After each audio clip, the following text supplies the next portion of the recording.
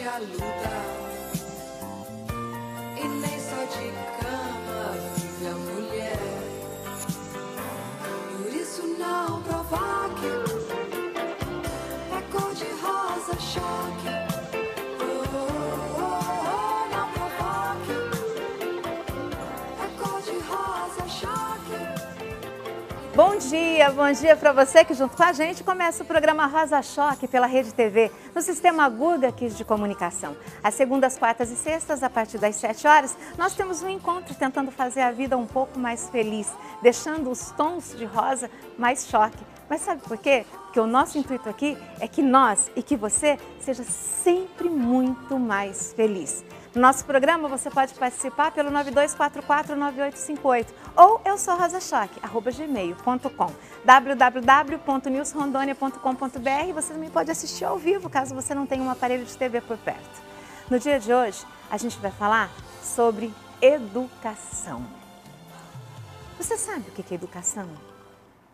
Pois é, a educação é aquilo que move, que transforma, que edifica, que cria possibilidades de uma vida muito melhor.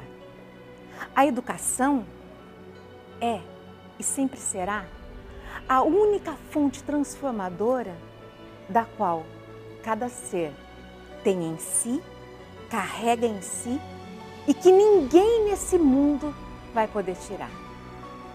A minha primeira professora, em 1970, tinha o nome Irene. E a primeira vez que eu entrei na sala de aula, ela pegou um quadro negro, um giz e fez um semicírculo. Eu fiquei olhando encantada para aquilo, porque eu não entendia o que ela ia fazer. Aos poucos, ela foi fazendo outros pequenos círculos embaixo e desceu e eu vi ali um guarda-chuva. Eu perguntei espantada para ela: professora, isso é um guarda-chuva? Ela olhou para mim e disse: é? Eu falei: eu acho que é. Ela falou: então ele é um guarda-chuva? E foi a primeira vez na vida que alguém me deu a oportunidade de pensar por mim mesma. Ela fez um desenho e me deixou nomenclaturar, colocar um nome naquilo. E ela me fez aprender a pensar. Na quarta série, eu tive uma professora chamada Verônica. E um dia ela me pediu para trazer um dinheiro para pagar um livro. E eu disse que eu tinha entregue para ela. Ela falou que eu não tinha entregue. E eu insisti, eu chorei, eu gritei que eu tinha entregue. E ela me disse que eu não havia entregue. Algumas outras pessoas que foram chegando por perto falaram: professora, diga que entregou, ela está chorando. E a professora Vitória me disse que não, que eu tinha que aprender, que aquilo não era uma verdade e que eu não havia entregue o dinheiro para ela. Quando eu cheguei na minha casa, minha mãe revirou minha bolsa, procurou e o dinheiro estava no fundo da bolsa. No outro dia eu cheguei e entreguei o dinheiro para a professora. A professora Vitória me ensinou que é verdade. Mais tarde, uma outra professora disse que eu não seria nada na vida, porque eu não sabia fazer a pontinha do A. E eu chorei muito, até que uma outra professora me disse que toda vez que eu fosse fazer o A, eu lembrasse que ela era uma menina e que ela tinha tranças. E eu nunca mais esqueci. Eu não me lembro o nome da professora que disse que eu não seria nada, mas eu me lembro do nome das professoras que me ensinaram a pensar. E nós, educadores, o que nós queremos ser? Pessoas que agridem ou pessoas que ensinam? Pessoas que só ensinam ou pessoas que ensinam a pensar? Qual é o nosso papel como educador? Qual é o nosso papel nessa vida? Eu acredito que toda criança, quando ela nasce, quando ela cresce, o primeiro sonho dela é ir para a escola. Ninguém quer ficar fora da escola. O que acontece é que algumas pessoas despreparadas fazem com que alguns desistam do seu sonho maior. Toda menina quer ser professora. Todo menino quer ser doutor. E todo mundo sabe que tem que passar pela escola. Mas alguns professores, como aquela que disse que eu não seria nada, são capazes de destruir sonhos, de destruir vidas. E no dia de hoje, o nosso programa, humildemente, mas orgulhosamente traz para vocês alguém que ensina a pensar, alguém que tem o sacerdócio da vida nas palavras de educação, nos sonhos de grandeza de um mundo melhor. Professor Celso Antunes, seja muito bem-vindo. Muito obrigada pela sua presença. Obrigado, bom dia. Privilégio estar aqui. Por favor, pode sentar. E junto com a gente também, ela que é responsável pela Talentos, que traz sumidades da educação, da cultura, do entretenimento para nós, aqui do estado de Rondônia. Helena, seja bem-vinda. Por isso não provoque. Por favor, sente. Pode ser. Eu não sei qual onde ela senta, Jéssica. Aqui? Bom, hoje o programa tem assim uma grata satisfação, uma honra muito grande recebê-lo. Para quem não lhe conhece, qual é o seu nome completo? Meu nome completo é Celso Antunes, né?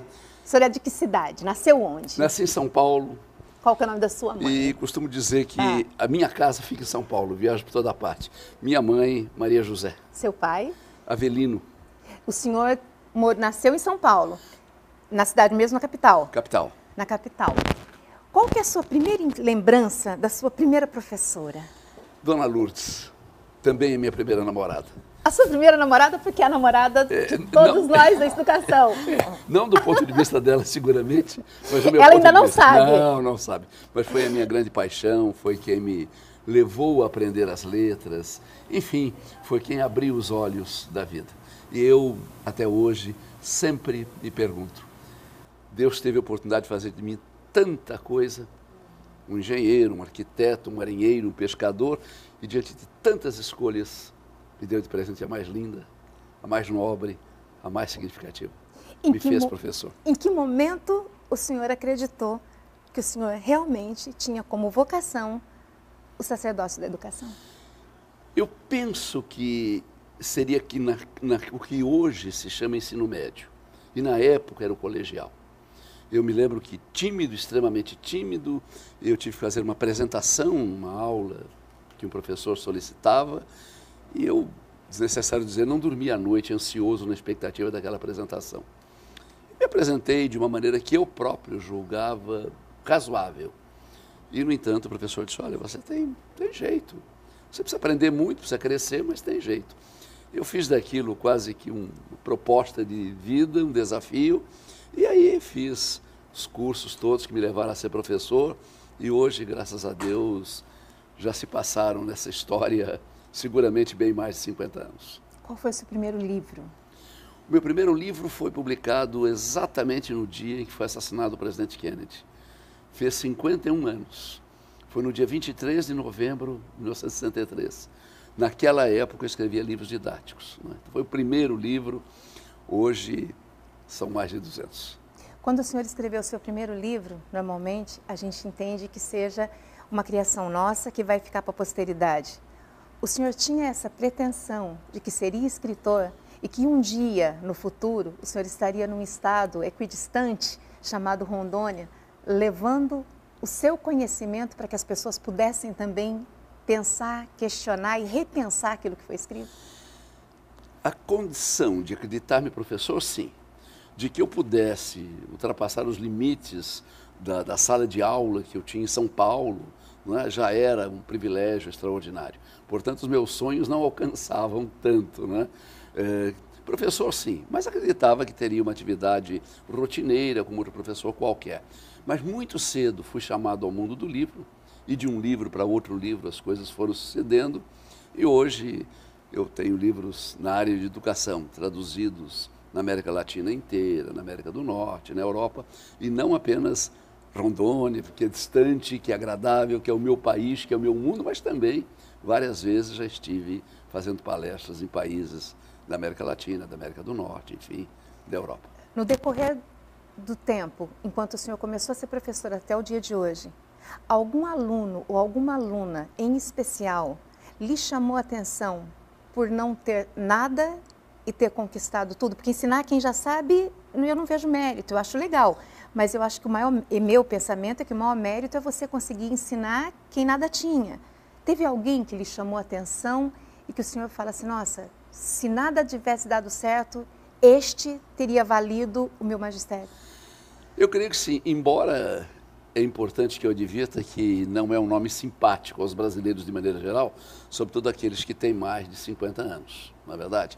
Mas eu tive no ensino colegial, que hoje é o médio, uma garotinha de dentinhos separados que me surpreendeu muito e que chamou-se Zélia Cardoso de Mello e que foi ministro da Economia brasileira, e quando houve a apreensão da poupança do brasileiro que tantas dores de cabeça ocasionou, o governo Collor, eu me lembrava muito bem daquela aluna que se fez ministra. Tive outros também, mas aí já mais na faculdade. Agora, a aluninha mesmo, que eu sentia acolher desde quando começava a desabrochar como flor e como mulher, era a Zélia. Quando a gente fala da educação, eu usei um exemplo que foi verdade na minha vida, de uma professora que disse que eu nunca seria nada porque eu não sabia fazer um A. O que o senhor entende dos professores que, às vezes, por causa de uma coisa mínima de interpretação, fazem com que o aluno acredite que ele não vai servir para mais nada porque ele não pensa da mesma forma que o professor? Eu penso que é um profissional, talvez bem intencionado, mas seguramente mal preparado. Porque o profissional bem preparado para a educação não é apenas aquele que domina conteúdos, não é apenas aquele que compreende o contexto do mundo social em que ele vive, mas é sobretudo o indutor do estímulo, da vontade, da perspicácia e da capacidade do aluno de se superar, de vencer-se a si próprio e, portanto, um grande estimulador. Aquele que pelos caminhos do otimismo, da esperança, abre os olhos. Lembre-me muito bem de uma professora que tive e que devolveu a prova que fiz toda riscada de vermelho. E aquilo me surpreendeu. Eu disse, professora, mas será que eu errei tanto assim? Eu disse, meu filho, eu sou uma professora que sublinha aquilo que meu aluno acerta. Porque imagina, quando eu leio um livro, eu sublinho o que é bom. Eu leio uma revista, eu sublinho o que é bom. Então repare, sua prova está ótima, não tem nada não riscado. E a partir daí, eu vi que aquilo que para muitos professores era um instrumento para caracterizar talvez a vergonha, o erro, a falha, para aquela criatura admirável, era o que louvava, era o que aplaudia, era o que dizia, siga em frente, eu acredito em você. A avaliação como processo educacional, ao meu ver, ela é só uma continuidade do aprendizado de sala, não deveria ser o terrorismo que se faz, dizendo hoje é dia da prova, você sabe ou você não sabe. O aluno ele deveria, ao meu ver, ser avaliado da hora que ele entra, a hora que ele sai, mas é uma avaliação que às vezes até é de caráter subjetivo, em virtude de cada um ter um conhecimento e poder expressá-lo dessa forma. Qual que é a visão do senhor a respeito da avaliação? Eu penso que o grande erro da avaliação brasileira, da educação infantil até o ensino superior, e que não se percebe naqueles países que estão muito acima do Brasil quanto à qualidade da educação, é que nós temos uma perspectiva de avaliar por valores máximos. O 10, o 5, o 7, o A, o B. E nesses países mais avançados, Coreia do Norte, a Finlândia, o Japão, países que no exame PISA estão no topo da qualidade educacional, eles avaliam por um sentido do ótimo. E a diferença entre o máximo e o ótimo é que o máximo é para todos. E o ótimo, ele tem uma conotação de natureza muito individual. O meu ótimo de sono, o meu ótimo de apetite, não é ótimo de todos. E quando a avaliação se centraliza no máximo, ela torna-se injusto. Ela generaliza? Generaliza, é como se ela colocasse uma corda para que todos saltassem, e nem todos têm a mesma condição atlética, têm a mesma disponibilidade para aquilo. E quando se avalia pelo ótimo, busca o melhor de cada um dentro das possibilidades de cada um. Que ela tem. Exatamente. E, portanto, nunca frustra, porque todos podem alcançar o seu ótimo. E é uma utopia supor que todos possam alcançar o máximo padronizado. Muitas vezes, aquele aluno do ensino médio que tira um resultado apenas satisfatório no Enem, foi capaz de fazer tudo o que lhe era possível dentro do que recebeu. E não se pode confrontar com um outro que talvez tenha nascido melhor dotado e tenha alcançado o resultado igual, sem nenhum esforço. Então, eu creio que aí está o grande erro do paradigma educacional brasileiro. Avaliar pelo máximo e não pelo ótimo. Nós estamos no programa Rosa Choque pela Rede TV no Sistema Guga de Comunicação. Hoje com a gente, o professor Celso Antunes. que fala sobre educação. Além de ter olhos de céu, tem uma visão e uma alma de educador. A gente volta já. Sexo frágil, não foge à luta. E nem só de cama vive amor.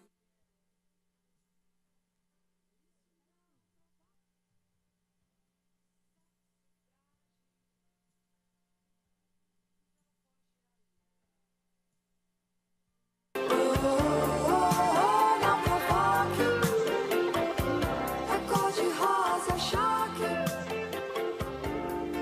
Programa Rosa Choque pela Rede TV no Sistema Guga aqui de comunicação. 9244-9858 é o telefone que você pode entrar em contato conosco. E www.newsrondônia.com.br você pode assistir ao vivo. www.sgc.com.br. A partir do meio-dia o programa está lá para que você possa ver, se você ainda não viu, ou rever caso você tenha gostado. Obrigada a todas as mensagens que a gente recebe. Obrigada a Lisa, obrigada a Anice, a Onete, ao pessoal, a Anne. Obrigada a Fabiane, a Betânia, a Gabriela, a Nena. Muito obrigada mesmo a todos vocês que entram em contato com a gente, que mandam suas mensagens. Obrigada mesmo de coração. O Diário da Amazônia de hoje está no ar já, André? Eu mostro. Não foi atualizado.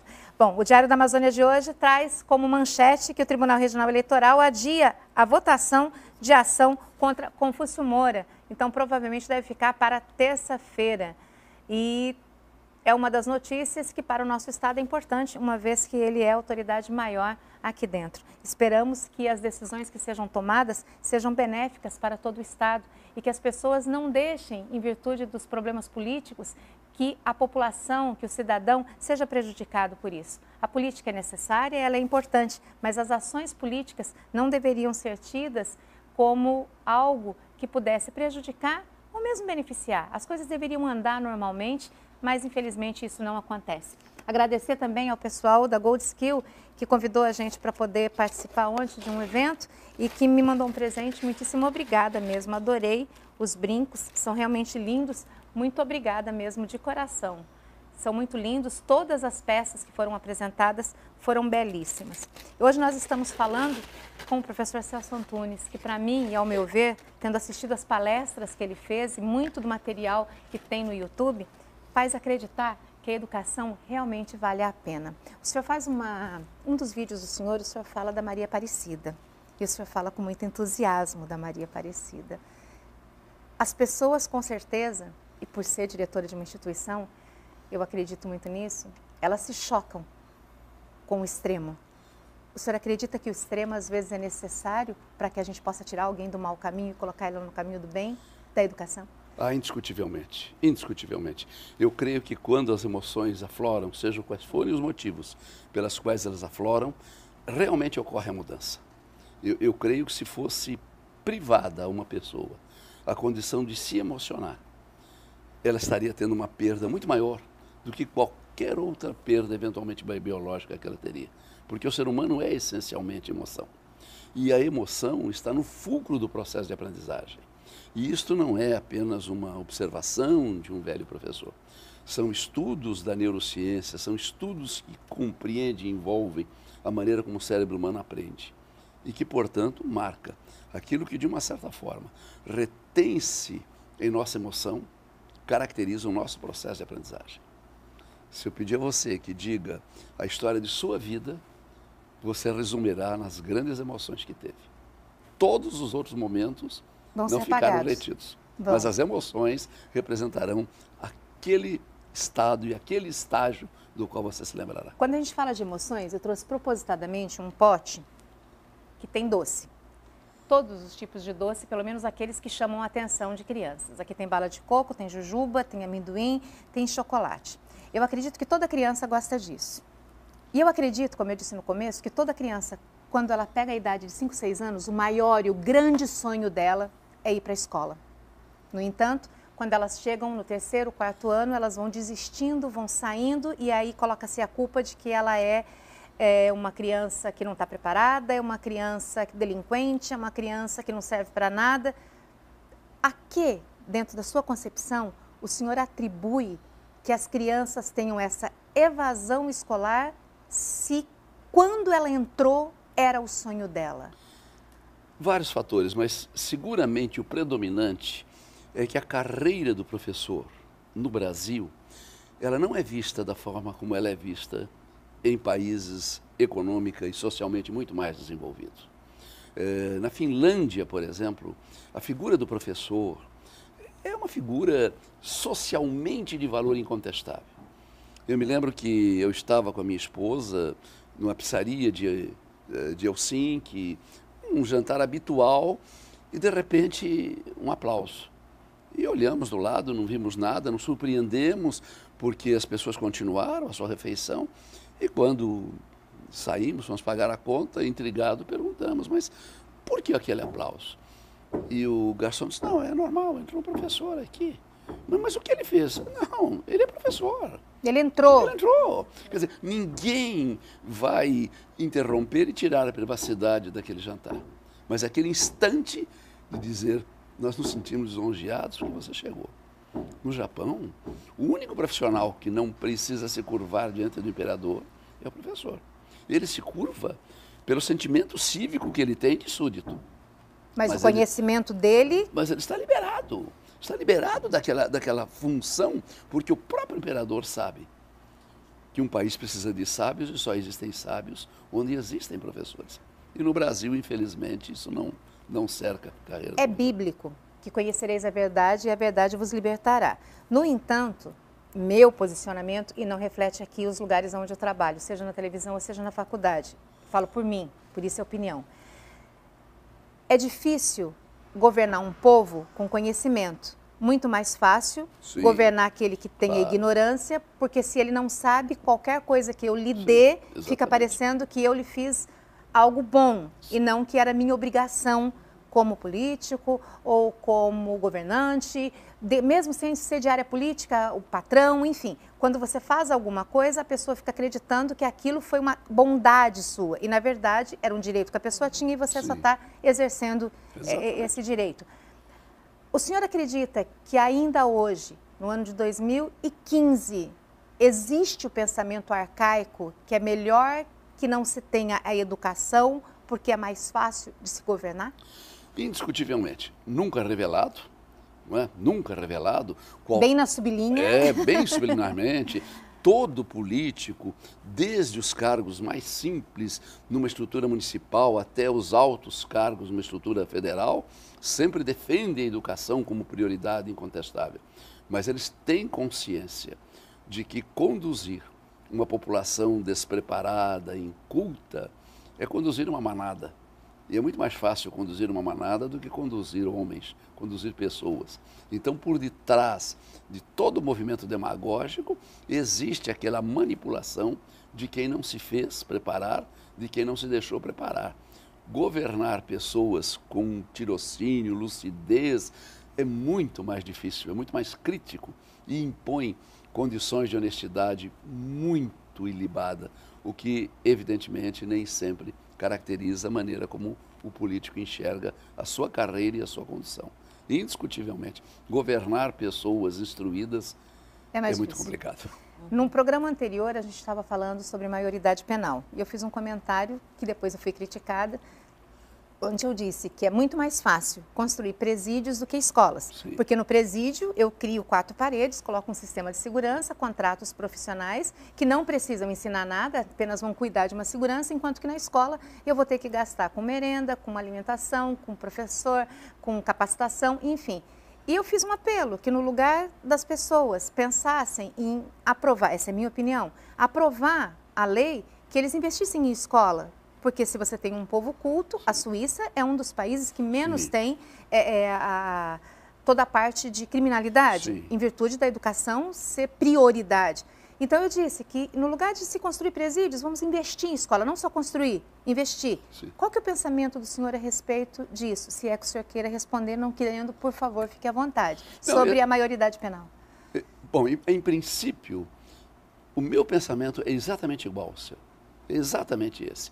Por que que a probabilidade de um cidadão que perdeu uma carteira em qualquer rua de Tóquio, de Nagoya, de Kyoto, de qualquer grande cidade japonesa, de encontrá-la intacta no primeiro posto policial que tem, é de 97%. É raríssimo um indivíduo perder um objeto e aquele objeto encontrado não ser devolvido. Porque é uma condição cultural. Durante a última Copa do Mundo, extasiou os brasileiros a torcida do Japão levar pequenos sacos de lixo para tudo quanto consumissem durante o jogo, levassem para casa. Aquilo nos deixou extasiados. Agora, tudo isso é cultura.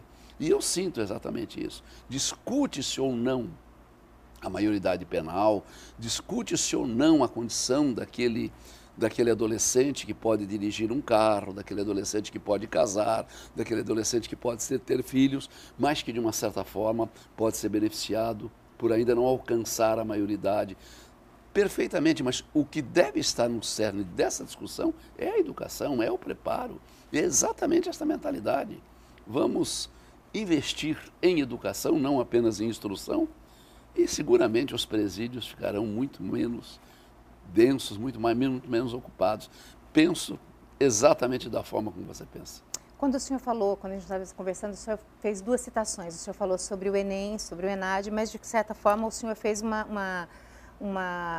o senhor usou uma frase falando a respeito do Enem sobre as possibilidades. Se eu colocar uma formiga, um elefante, um jacaré e colocar eles todos e falar assim, ó, vocês vão começar daqui e vocês estão sendo, eu estou sendo justa, vocês vão começar do mesmo lugar para chegar lá. Obviamente o elefante vai chegar primeiro porque ele é maior, mas isso não significa que a formiga não tinha mais competência e habilidade que aquele. A única diferença é que ela era menor. Exatamente. Dá para a gente comparar a educação brasileira, que quem pensa a educação hoje, pensa em ser justo, mas esquece da igualdade?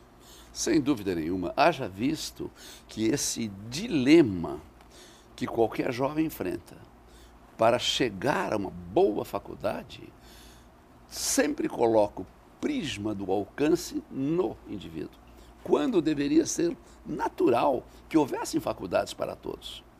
Então você percebe, por exemplo, na Argentina não existe o exame vestibular. A conclusão do equivalente ao ensino médio corresponde à matrícula no ensino superior. Dentro deste ensino superior, aí sim o funil se apertará, mas com capacitações inerentes à escolha dele para que ele venha se formar. Agora, nós temos aqui um verdadeiro massacre, porque é uma porta estreitíssima para que uma multidão tenha que passar por essa porta. Portanto, o aluno termina o ensino médio e tem que submeter-se a malabarismos incríveis para ganhar aquilo que seria um direito, que era uma vaga no ensino superior, não é verdade? Então, tudo isso acaba criando esses desafios, o próprio Enem acaba, de uma certa forma, se exasperando. Veja, no último Enem, nós tivemos 250 mil pessoas, alunos, que tiraram 0 na redação. Tivemos 230 mil, somando os dois, quase 500 mil, quase meio milhões de brasileiros que tiraram 0 porque fugiram do assunto. Metade 0 porque entregaram em branco. Metade tiraram 0 porque fugiram do assunto. Agora, se nós voltarmos à estrutura mais básica do conhecimento, qualquer pessoa que é capaz de ler uma sentença, assistir um programa de televisão, ler um livro, pode fazer uma redação. Deixa eu só fazer um parênteses no que o senhor falou. O senhor disse que metade fugiu do assunto. Será que essa metade fugiu do assunto ou quem corrigiu essa metade não tinha habilidade, conhecimento suficiente para entender o que a pessoa escreveu? Porque cada pessoa também escreve segundo a sua visão de mundo. Eu posso escrever a respeito de Paris pelos cartões postais que eu vi, mas se eu tiver ido lá, eu vou ter uma gama de informações para poder escrever isso de uma forma muito mais precisa. Será que também não existe isso da subjetividade da correção? Pode ser em pequena escala, mas será que não existe? Sempre existe em toda correção, em todo julgamento, sempre existe alguma subjetividade. Agora, uma redação feita para o Enem não é uma redação que passa pelos olhos de um profissional e naquele critério discriminatório diz está boa ou não está boa. Há todo um esquema, há toda uma reavaliação que leva a se dizer ele fugiu do assunto. Portanto, não é uma opinião pessoal, não é uma opinião isolada. O que, na verdade, corresponde é uma preparação muito imperfeita deste aluno para opinar. O aluno brasileiro é adestrado para a escolha múltipla. ele é adestrado para dizer certo ou errado. Então, obviamente, quando eu peço a ele uma redação, ele deve ter, no cursinho, no ensino médio, memorizado algumas ideias e colocou. E produziu apenas. Exatamente. Um erro de redação, guardando-se as devidas proporções, é perguntar para um jovem, tudo bem com você? Ele diz, sim, a cadeira tem 4 pernas, mas não é um quadrúpede. Quer dizer, respondeu algo absurdo, porque redação é dizer a vida. É como aquela menininha que, 4 anos, desenhava, a professora foi até ela e disse, minha bem, o que você está fazendo? Eu estou desenhando, professora. Mas desenhando o quê? Desenhando Deus. Mas, meu bem, nunca ninguém viu a face de Deus. Lógico, professora, eu não terminei meu desenho. Veja, isso era importante. Claro, ela estava redigindo. A gente está no programa Rodando Educação. A gente está no programa Rosa Choque pela Rede TV, no sistema Gurga Kids de Comunicação, 9244-9858. Você já viu Deus? Ainda não? Pois é, procura dentro da tua memória. Ele está em tudo. Como dizia Raul Seixas, a letra A tem meu nome. A gente volta já. Não foge a luta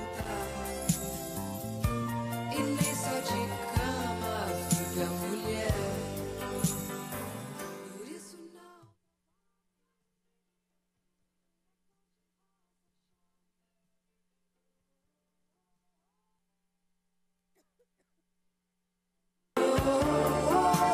Não provoque, é cor de rosa choque. Programa Rosa Choque na Rede TV, desculpa, porque eu tenho o programa Rondônia Educação também que passa na Rede TV e às vezes eu ainda faço confusão. Mas programa Rosa Choque na Rede TV, no sistema Gurga Kids de Comunicação. Hoje a gente está falando com o professor Celso Antunes, que está falando sobre a educação. O professor está aqui no estado de Rondônia, na cidade de Porto Velho, porque a Talentos, que tem como pessoa principal a Helena, trouxe o professor. Fala um pouquinho para a gente da palestra de hoje, como vai ser, ainda pode fazer inscrição? Então, Nina, a proposta da Talentos Humanos para esse programa, professor, educação manda lembrança. Isso é um tema que me persegue, acho que desde quando eu me entendi a ser gente. E lá no Ceará, a gente tinha essa coisa, olha, a educação manda lembrança para você, né?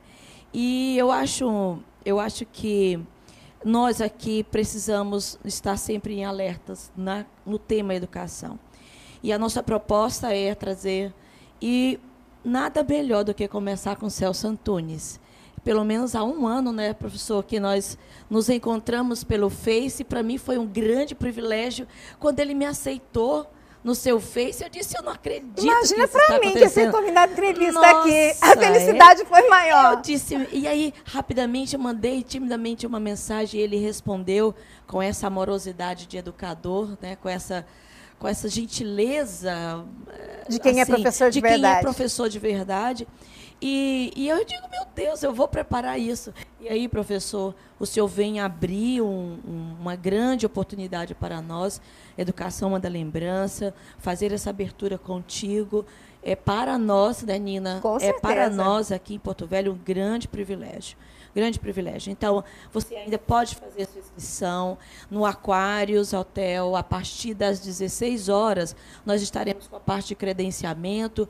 Teremos um momento prazeroso com o doutor Celso Antunes. Nós vamos prosear. Uma tarde de autógrafos. Uma tarde de autógrafos. Nós teremos os livros dele disponíveis lá para venda. Quem quiser adquirir. E nós estamos fazendo uma campanha também, doutor Celso. Quem tiver livro do Celso Antunes, vem, assiste a palestra e traz para ele autografar. Não é uma coisa boa? Deixa eu te fazer uma pergunta, que às vezes as pessoas vão e elas não levam dinheiro. Vai poder passar com cartão? Como funciona? Vamos poder passar com o cartão, teremos a máquina do cartão, só não podemos passar uma bandeira.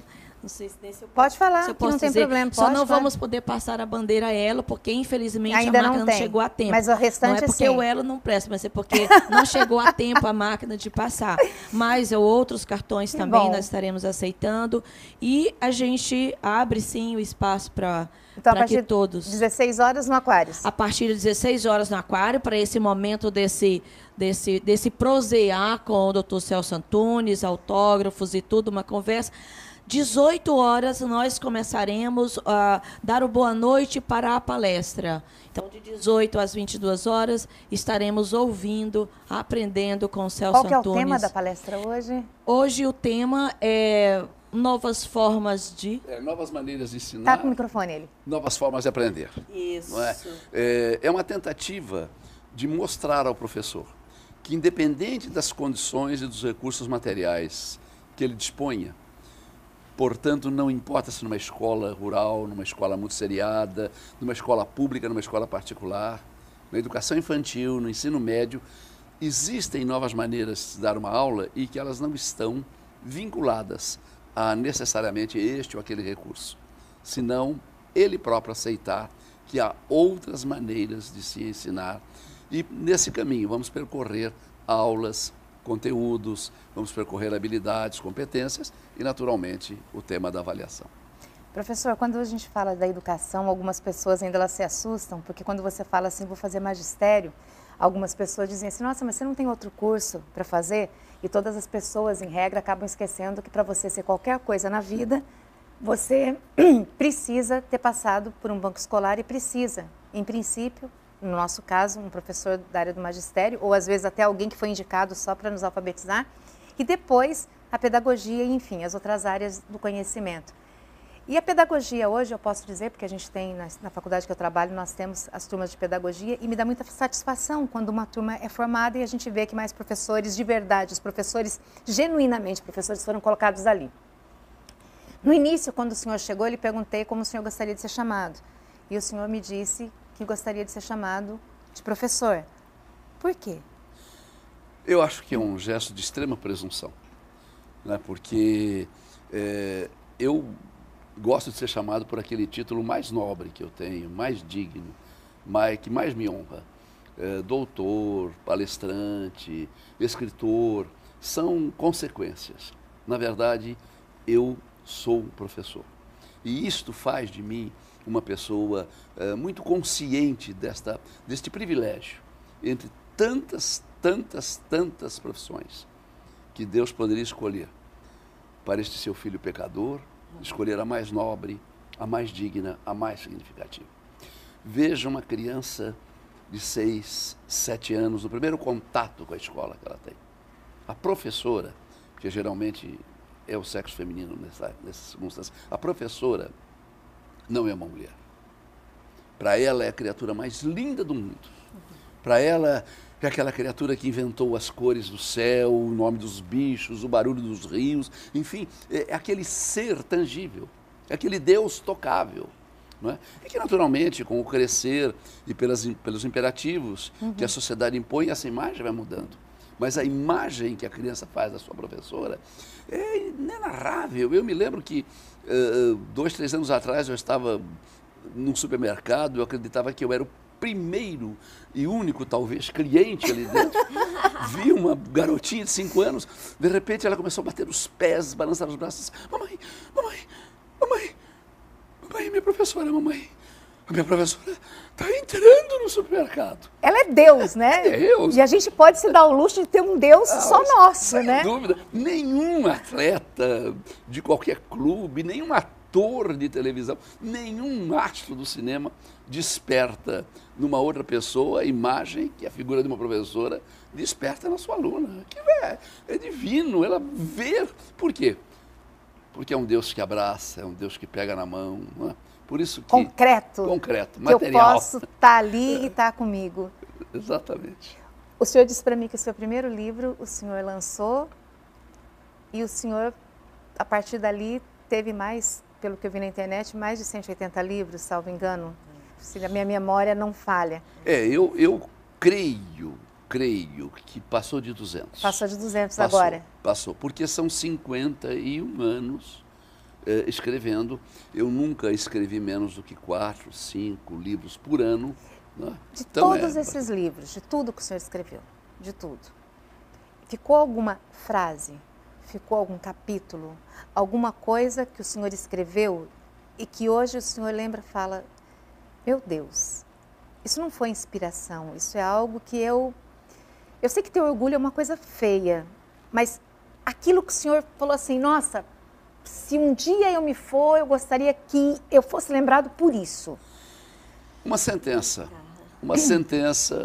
em que eu escrevi num livro já há muitos anos, mas que eu tenho para mim como uma verdade inabalável. Não é? É uma opinião, mas é a frase: a educação infantil é tudo, o resto é o resto. Repita, por favor. A educação infantil é tudo, o resto é apenas o resto. E o resto? É quase nada. É quase nada. Exatamente, é o restante realmente, né? Porque efetivamente uma boa educação infantil, não é? É a base de tudo. É a base de tudo, é a base do encantamento, é a base da paixão, é o que dá a materialidade à nossa condição humana. É o que ensina a gente a ser gente, Exatamente. né? Aquilo que eu disse também no começo, ninguém sai de casa falando vou errar, ou vou roubar, ou vou matar, ou não quero ir para a escola. As pessoas saem para acertar. Sim. E por algum motivo elas erram. Dentro da literatura do senhor, tem algo que o senhor escreveu a respeito disso? Eu tive a oportunidade de dar aula no CIEP da Rocinha, de conhecer a educação dali. E aquela educação de pessoas que tinham uma delinquência gerada dentro da própria família, no local onde viviam, mesmo assim você via pessoas que tinham um brilho nos olhos e vontade de aprender. Qual que é a opinião do senhor a respeito do meio em que se vive e a educação que se dá? Eu creio que isso pode ser sintetizado em um erro colossal que marca a maneira como no Brasil se pensa a educação. No Brasil, nós confundimos educar com instruir. E, portanto, grande parte dos pais e dos professores pensam que o seu filho está sendo educado quando ele está recebendo uma bagagem conceitual de matemática, de geografia, de história, de ciências e tal. A educação é muito mais do que a instrução, porque a educação é um trabalho com valores, é um trabalho com ética, é um trabalho com sentimentos. E poucas vezes a gente percebe na escola aquele ideal formativo. Não vamos negligenciar a instrução, não vamos negligenciar a informação, mas vamos abrir espaço. Se você entrar em qualquer escola, e eu não estou absolutamente me referindo a Rondônia ou a São Paulo, mas em qualquer lugar do Brasil. Certo. Você entrar numa escola e perguntar em que momento é ensinada a matemática, ou a geografia, ou a história, aquele coordenador, aquele diretor dirá os horários. Aí você pergunta em que momento é ensinado a ética, a justiça, a dignidade, a honra. Fica aquelas respostas evasivas em todos os momentos, mas não existe a concretude daquele fato. Se eu, como pai que tenho aquele filho na escola, quero assistir a aula de matemática ou de biologia, perfeitamente, existe horário restrito onde aquilo está sendo feito. Que seria o horário marcado. Marcado, mas em que horários? Sociabilidade, compreender o outro, acolher o outro em si, desenvolver a empatia, administrar as nossas emoções, ter aqueles sentimentos de grandeza, de honra, de dignidade. Em que momento aquilo é ensinado? George Bernard Shaw, um escritor inglês, com aquele sarcasmo típico, disse uma vez, e eu creio que ainda isto vale para muitas escolas brasileiras, ele disse: a minha educação jamais foi interrompida, a não ser quando assisti aulas. Porque naquele momento... Naquele momento... O senhor faz uma citação no YouTube, que eu assisti uma palestra do senhor, onde o senhor diz que disciplina é algo controverso. Porque o que é disciplina? Para alguns era ficar quieto. Exatamente. Se o aluno ficar quieto, só que meu ponto de vista como professora há 30 anos é que quem fica quieto não está aprendendo nada. Exatamente. Porque não teve uma discussão. Ao contrário, minha sala de aula sempre teve muita conversa dentro do assunto e as pessoas discutiam. Eu tentava, dentro da minha prepotência, de falar que eu acredito que eu seja uma boa professora assim, eu tentava ensinar as pessoas a pensarem. Eu não queria réplica de Nina, eu não queria um monte de Nina andando. Eu queria pessoas que tivessem pensamento próprio. E às vezes até os alunos estranhavam, porque eles estavam dizendo: professora, eu não quero ter meu pensamento, quero saber o que a senhora pensa. E eu dizia para ele que o meu pensamento era irrelevante perto da grandeza do que ele podia aprender.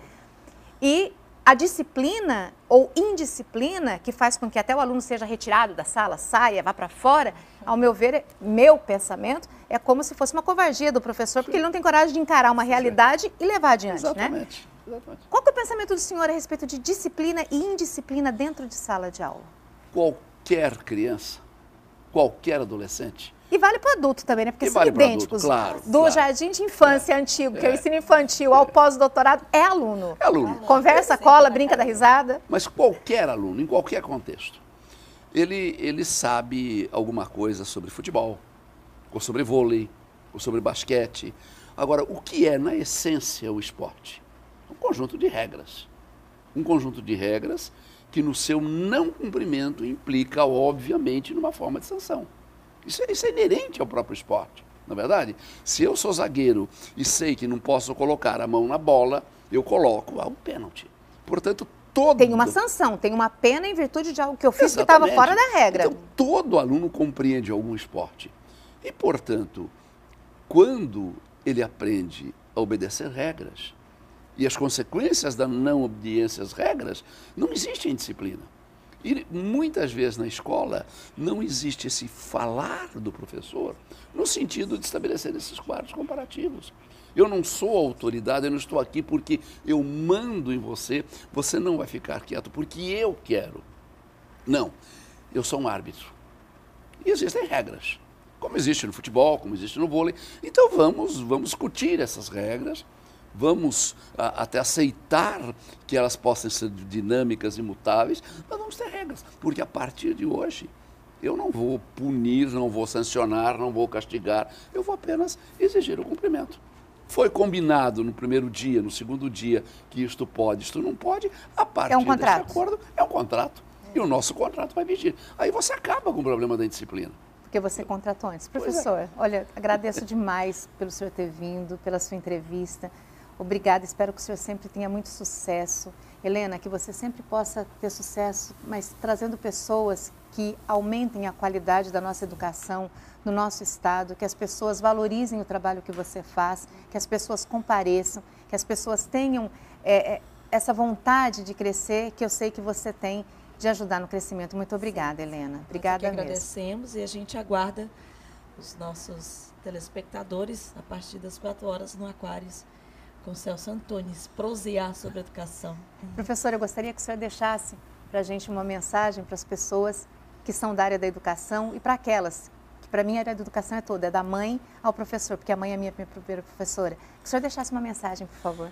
A minha mensagem presta homenagem, eu cito Oscar Wilde, que dizia: não existem boas respostas, existem maravilhosas perguntas. Obrigada, professor. Hoje, excepcionalmente, o programa Toda Manhã com a Karina Quadros não vai ao ar, ela volta na segunda-feira. Mas na segunda-feira ela está aí com você a partir das 7:45 e a gente vai estar com você a partir das 7 horas. Fica com Deus e a gente espera, de verdade, que a educação seja prioridade nesse país. E como disse Antonieta Saint-Exupéry, tu te tornas responsável por tudo aquilo que cativas. Seja você também alguém que, ao cativar, se torne responsável. Mas principalmente que tente fazer a diferença num mundo tão grande, onde uma gota d'água pode fazer a grande diferença entre a vida e a morte. A gente volta na segunda-feira. Tchau!